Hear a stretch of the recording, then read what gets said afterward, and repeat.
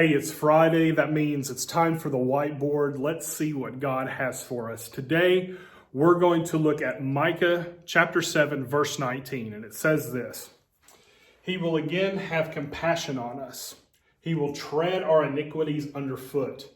You will cast all of our sins into the depths of the sea. I think the first thing that stands out is God's repetitive love and forgiveness for his people. It doesn't just say he will have compassion on us.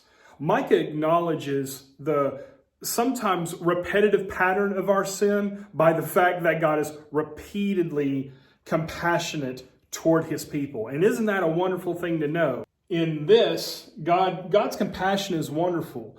But I think one of the hallmarks of this passage is the repetitive nature of God's forgiveness. That God just doesn't forgive us once, even though he does. He forgives all of our sins and throws them as far as the east is from the west. But God is repeatedly compassionate to us when he could be otherwise. Isn't that good to know? That God just doesn't have compassion for us, but that he's repeatedly compassionate toward those who love him. It says he will again have compassion on who? On us.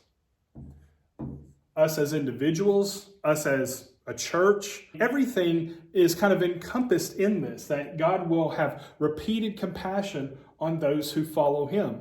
Now, look at the next part of Micah 7:19. It says that God will tread our iniquities underfoot. God hates sin. And when God takes our sin, he takes them and he makes an end of them. And he puts them far away from us so that they don't ultimately have the power to control our destiny with Jesus. That when God takes our sins, he nails them to the cross, he puts them to death. While we still struggle with our sin nature and we still struggle with sin, it is a defeated enemy that God treads our iniquities under his foot, that Jesus is victorious over our sin. It says, you, God, will cast our sins into the depths of the sea. Casting means to throw, to remove far away from something.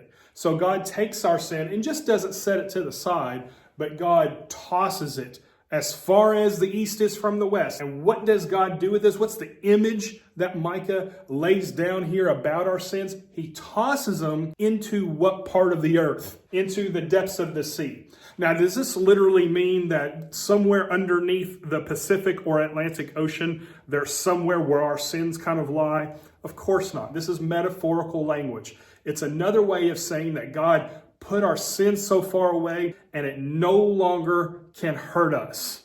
These sins, as grievous as they are, maybe as repetitive as they are, if we are in Jesus, they have no power over you in the long run. That Jesus has defeated them. He's nailed them to the cross. Therefore, we can live in confidence. Why? Because he will repeatedly have compassion on us.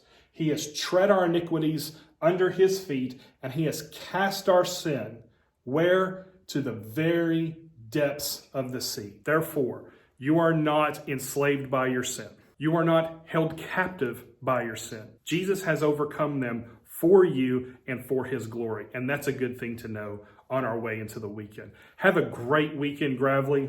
We'll see you next Friday.